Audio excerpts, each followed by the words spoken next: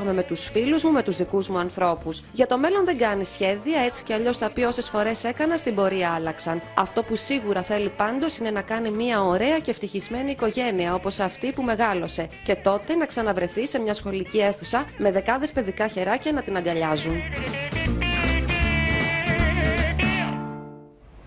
Καλά, δεν φαντάζομαι να τη σκέφτεσαι για τώρα τόσο κοντινή την οικογένεια. Όχι, εντάξει, μικρή είμαι ακόμα. Πολύ μικρή ακόμα, όχι απλά μικρή. Να διορθώσω κάτι, συγγνώμη. Είναι το femol.gr με 2 L στο τέλος. Το έχουμε γράψει λάθος. Ήταν στο βίντεο λάθος γραμμένο το femol. Α, μάλιστα. Συγγνώμη. Και εμείς.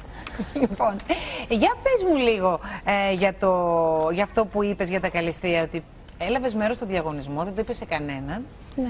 Μέχρι που βγήκες νικήτρια και το είπες. Βέβαια, εσύ έπαιζες στην περίοδο που ο διαγωνισμός αυτός δεν προβαλόταν τηλεοπτικά. Μάλιστα, δεν ήταν στην τηλεόραση. Οπότε και θα μπορούσες με αυτόν τον τρόπο έτσι να το αποφύγεις, το να το μάθουν οι περισσότεροι, διότι όσο προβαλόντουσαν τα καλυστεία στην τηλεόραση, και το λέω και ως παρουσιάστρια πολλών ετών τέτοιων διαγωνισμών, είχε πάρα πολύ μεγάλη απήχηση στον κόσμο. Συμφωνώ. Και τα κορίτσια που συμμετείχαν είτε παίρναν τίτλο είτε δεν παίρναν, αλλά όμως ήταν πράγματι πάρα πολύ καλές και καριέρα πολύ μεγάλη κάνανε, αλλά και πάρα πολλές ευκαιρίες τους είχαν δοθεί. Ναι. Εσύ λίγο το έχασες αυτό το κομμάτι. Το έχασα. Τα τελευταία χρόνια που δεν είναι ο διαγωνισμός στην τηλεόραση, οι περισσότερες κοπέλες δεν ασχολούνται με το θεσμό πια των καλυστείων. Ήταν λίγο και ο λόγος που αποφάσισα να πάω όταν μου το ζητήσανε. Εσύ ήθελες να πας κάπου και να μην σε δουν? Όχι, ήθελα απλά να το ζήσω σαν εμπειρία και να το βγάλω από τη λίστα μου τελειώνοντας πια από το χώρο του modeling, γιατί μεγαλώνω, είμαι 25, οπότε δεν ξέρω αν θα έχω πολλά χρόνια ακόμη να δουλεύω σαν μοντέλο. Βρε παιδιά, η κοπέλα μεγαλώνει, πήγε 25. Δηλαδή, κάντε πώς δεν το βλέπετε ότι θα σου εξηγήσω τι εννοώ, πολύ. με παρεξήγησες. Όχι, το πρώτο μου ταξίδι στο Μιλάνο το έκανα όταν ήμουν 19 χρονών. Που δούλεψα τότε αρκετά, μπορώ να πω.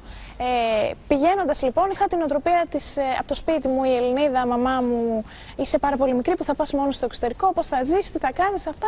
Σωστά. Πηγαίνω λοιπόν φοβισμένη και τρομοκρατημένη ότι είμαι πάρα πολύ μικρή στο Μιλάνο και είναι τα κοριτσάκια 14, 15, 16 και είμαι η μεγαλύτερη όλων. Επομένως, έχω μέσα μου ότι. Νιώθεις ότι σε πολλά χρόνια σε αυτό όχι πολλά χρόνια, αλλά ναι, νομίζω ότι το modeling τελειώνει νωρίς για μια κοπέλα. Και το καλύτερο είναι να φύγεις όταν είσαι στο πίξ. Έχεις ανοίξει όμως και άλλες πόρτες εκτός από το modeling. Ναι, πήγες και στην παρουσίαση, οπότε έχεις συνέχεια μεγάλη. Όμως, μια και είμαστε στα καλυστεία, θέλω να μου πεις, ο διαγωνισμός φέτος θα προβληθεί τηλεοπτικά. Έμαθα ότι θα γίνει στη Μύκονο στον Άμμος και θα το προβάλλει το αν δεν κάνω λάθος. Εκεί λοιπόν εσύ θα βρεθείς για να παραδώσεις το στέμμα σου? Θα βρεθώ για να παραδώσω το στέμμα μου. Δεν πιστεύω να σε τρομάζει το ότι θα παίξει τηλεοπτικά. Όχι, καθόλου. Δεν με τρομάζει ότι θα παίξει τηλεοπτικά. Ίσως αν ήταν στην τηλεόραση ακόμη να μην έπαιρνα την απόφαση να πάω. Γιατί γενικά δεν ήμουν πολύ υπέρ από μικρή, δεν ήθελα δηλαδή τη μεγάλη έκθεση, με τρόμαζε πάντα. Αλλά μου βγήκε σε καλό, δόξα τω Θεώ. Για πάμε σε διαφημιστικά μηνύματα και θα επιστρέψουμε σε λίγο με την Ισμήνη Νταφοπούλου. Λοιπόν, πάμε να συνεχίσουμε το πρόγραμμά μας. Σήμερα κοντά μας η Ισμήνη Νταφοπούλου. Διάβαζα στο Twitter. Έλα, Ισμήνη, μου πες μέσα. Την έστειλα να πάω να φέρει το κινητό της να πάρει μια πληροφορία, γιατί διαβάζω εδώ στο Twitter μου γράφει μια κοπέλα. Ελένη μου λέει: εγώ πήγα να μπω τώρα στο Femol για να δω, αλλά μου λέει δεν το βρίσκω. Μήπως έχει γίνει κάτι λάθος? Και της λέω: μήπως έπεσε το σύστημά σας και δεν μπορώ να επικοινωνήσω? Δεν πρόλαβες να πάρεις τηλέφωνο? Δεν πρόλαβα να πάρω τηλέφωνο. Ίσως επειδή ήταν γραμμένο λάθος, να έχει γράψει η κοπέλα λάθος στο Femol. Μα το διορθώσαμε και το γράψαμε σωστά. Femol, ναι, femol.gr. Ας ξαναπροσπαθήσει. Τέλος πάντων, για κάνε μια προσπάθεια. Θα ενημερώσω ξανά να μπεις να δεις. Βεβαίως. Και τα λέμε. Τι γράφεις στο Queen? Στο Queen έχω ένα blog, όπως και στο Femol, όπου κάνω κάποια βίντεο με tips ομορφιάς και ανάλογα κάποιες φορές γράφω κάποια άρθρα. Εξαρτάται τι μου ζητάνε οι κοπέλες. Τι σου ζητάνε συνήθως, για πες μου. Μου ζητάνε, ας πούμε, δείξε μας πώς να έχουμε πάρα πολύ ωραίο δέρμα χωρίς να είμαστε πάρα πολύ βαμμένες. Μια ωραία βάση, ένα ωραίο μακιγιάζ, ή πώς να φτιάξω τα φρύδια μου, ή πώς να βγάλω τα φρύδια μου. Εγώ δεν το έχω σπουδάσει, δεν είμαι beauty editor όπως σου είπα και πριν, απλά έπιανε το χέρι μου από μικρή και μου άρεσε πολύ να ασχολούμαι με αυτά.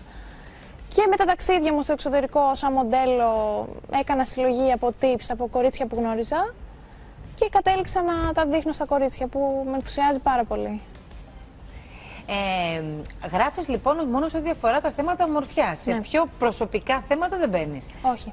Ωραία. Όχι, γιατί ας πούμε, συνάδελφό σου που γράφει και εκείνη στο Queen, την Νικολέτα Ράλη, που την έχω καλέσει στην εκπομπή, εκείνη μας λέει κάθε φορά και κάνουμε πολλές φορές κουβέντα για θέματα που γράφει που αφορούν αυτά που συζητάνε τα κορίτσια μεταξύ τους. Ναι. Δηλαδή θέματα σχέσεων. Ναι. Τι άλλο?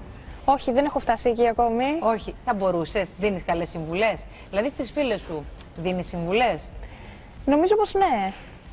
Στον εαυτό σου? Στον εαυτό μου. Συνήθως με τον εαυτό μας θα πάμε λίγο πιο χειρότερα από Χειρότερα, τα ναι. Νομίζω όταν είσαι απ' έξω από την κατάσταση, δίνεις πιο σωστή συμβουλή.